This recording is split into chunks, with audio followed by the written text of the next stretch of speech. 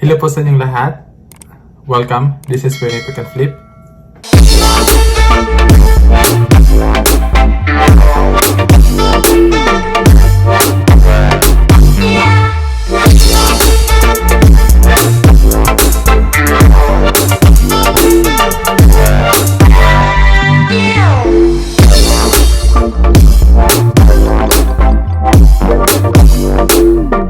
So, ngayong araw, ang project natin is mag-refinish nitong hatch.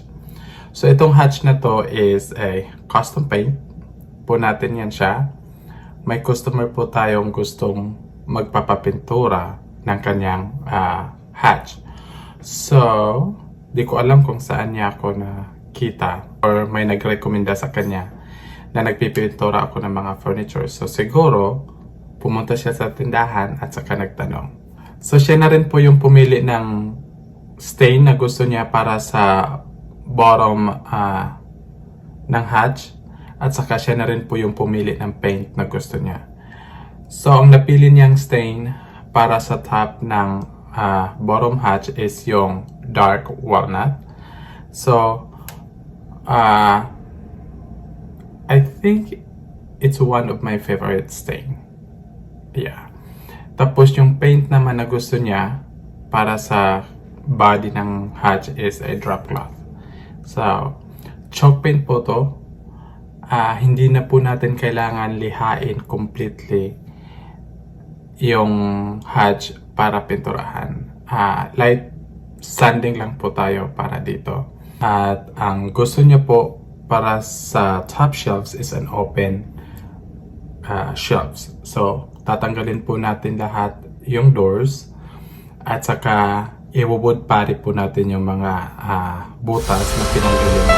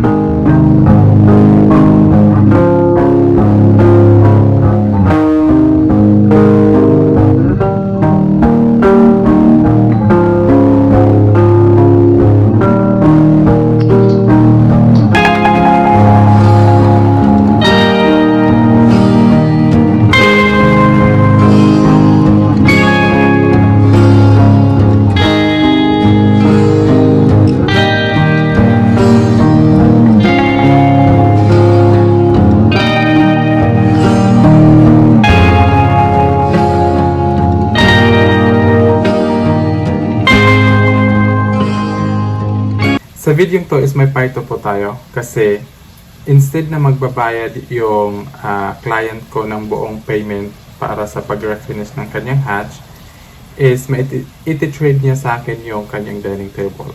So, ang kanyang dining table is ito po yan siya. At sa part 2, ipapakita ko sa inyo kung paano ko siya ma-refinish at maibenta ulit.